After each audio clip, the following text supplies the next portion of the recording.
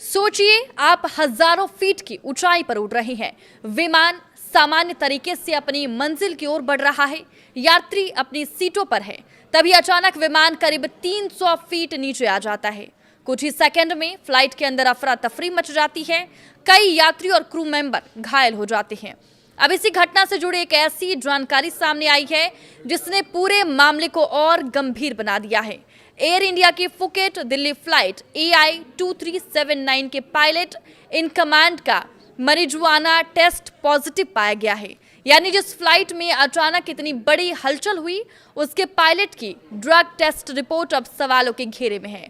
लेकिन यहाँ एक बात बेहद अहम है, सिर्फ टेस्ट पॉजिटिव आने के आधार पर यह कहना सही नहीं होगा कि फ्लाइट के अचानक नीचे आने की वजह यही थी।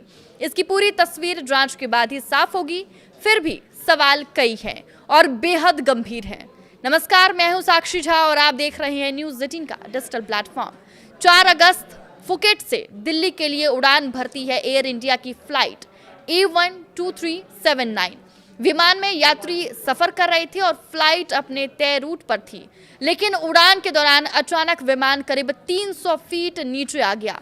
विमान के अचानक नीचे आने से यात्रियों के बीच हड़कंप मच गया। इस घटना में कम से कम 17 यात्री और क्रू मेंबर घायल हुए। कुछ ही पलों में जो सफर सामान्य चल रहा था, वो यात्रियों के लिए डरावने अनुभव में बदल गया। अब इस घटना के बाद विमान की सुरक्षा और पायलट की स्थिति को लेकर जांच शुरू हुई है। इसी जांच के दौरान फ्लाइट के पायलट इन कमांड का marijuana टेस्ट किया गया। रिपोर्ट पॉजिटिव आने के बाद मामले ने नया मोड़ ले लिया। अब एविएशन सेफ्टी से जुड़े कई सवाल उठ रहे हैं। क्या पायलट उड़ान के दौरान पूरी तरह फिट थे? क्या उनकी मेडिकल या ड्रग टेस्ट रिपोर्ट का फ्लाइट की घटना से कोई संबंध है, या फिर विमान के अचानक नीचे आने के पीछे कोई दूसरी वजह थी? इन सवालों का जवाब जांच पूरी होने के बाद ही मिल पाएगा। दरअसल विमान उड़ाने वाले पायलट की जिम्मेदारी सिर्फ विमान को एक जगह से दूसरी जगह पहुंचाने तक सीमित नहीं होती।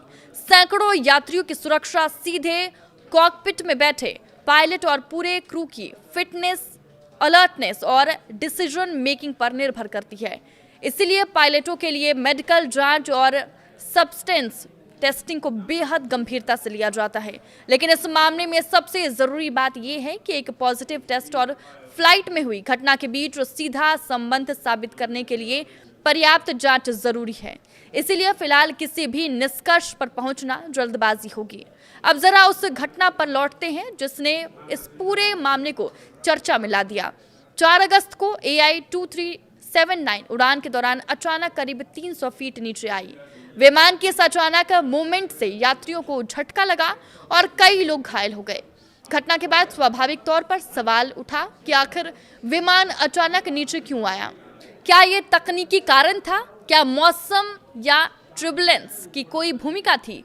क्या कॉकपिट में किसी तरह की ऑपरेशनल स्थिति बनी थी, या इसके पीछे कोई और वजह थी? इन तमाम पहलुओं की जांच जरूरी है और अब पायलट की टेस्ट रिपोर्ट सामने आने के बाद जांच का एक और पहलू महत्वपूर्ण हो गया है। इस पूरे मामले में सबसे बड़ा सवाल यही है, अगर पायलट का marijuana टेस्ट पॉजिटिव आया है तो इसका एविएशन सेफ्टी प्रोटोकॉल्स पर क्या असर पड़ेगा? क्या पायलट के खिलाफ नियमानुसार कार्रवाई होगी?